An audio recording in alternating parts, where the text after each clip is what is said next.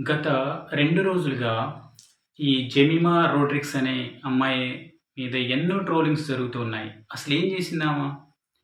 7 సార్లు ప్రపంచ ఛాంపియన్‌గా నిలిచిన ఆస్ట్రేలియా మీద 127 పరుగులు చేసింది.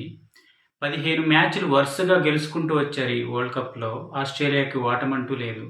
అలాంటి గొప్ప జట్టు మీద 127 పరుగులు తను వ్యక్తిగతంగా చేసి, ఒక జట్టు గెలుపుకు క్రూషియల్‌గా మారిన విధానంలో ఎవరైనా భారతదేశంలో ఉన్న మొత్తం గూడా మన బిడ్డ చక్కగా ఆడిందని గర్వంగా చెప్పుకోవాల్సిన సమయంలో తను ఎందుకు ట్రోల్‌కి గురవుతుంది? అంటే తనేమన్నా అవతల వాళ్ళని విశ్వాసాన్ని ఏమన్నా దెబ్బతీసిందా?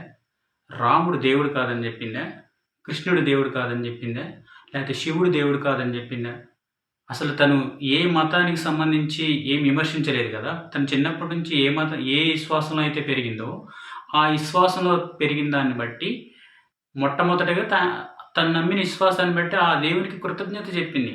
దానికెందుకు మన భారతదేశంలో ఉన్న చాలామంది చదువుకున్న వాళ్ళు గూడా మూర్ఖులుగా ఆమెను ట్రోల్ చేస్తూ ఉన్నారు. గుడ్డలు చింపుకుంటూ ఉన్నారు.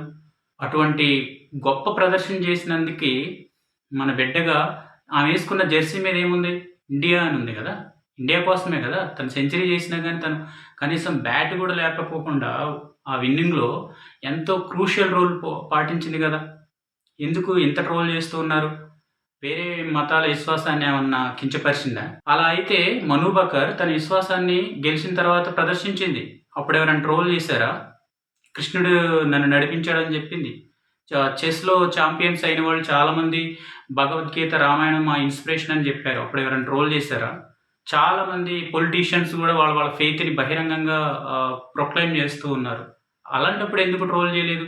యేసు క్రీస్తు అనంగానే, జీసస్ క్రైస్ట్ అనంగానే ఎందుకు ఇంత ట్రోల్ చేస్తూ ఉన్నారు? ఆర్టికల్ 25 ప్రకారం, కాన్స్టిట్యూషన్ ప్రకారం ఎవరైనా ఏ ఫెయిత్‌నైనా విశ్వసించొచ్చు. దాన్ని ప్రొక్లైమ్ చేయొచ్చు. జెమిమా అక్కడ చేసిందదే. ఎవరిని విమర్శించలేదు. తన మతాన్ని తను విశ్వసించింది. తను ఏదైతే విశ్వసించిందో యేసుక్రీస్తుకి, జీసస్ క్రైస్ట్‌కి థాంక్స్ చెప్పింది. అందులో తప్పేముంది? సో, కాబట్టి చదువుకున్న మూర్ఖులు కూడా ఎంతో ట్రోల్ చేస్తూ ఉన్నారు.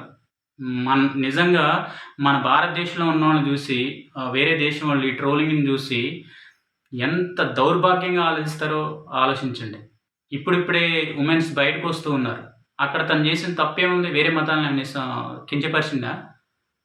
తను నమ్మిన దేవుడికి కృతజ్ఞత చెప్పింది. తన హక్కు అది. తన రైట్ అది. నువ్వెవరు కించపరచడానికి? అక్కడేమన్నా విమర్శ ఏమన్నా జరిగిందా? సో, కాబట్టి ఈ ట్రోల్స్ అన్నీ ఆపేయండి. నిక్కర్లు చింపుకోవడం ఆపేయండి.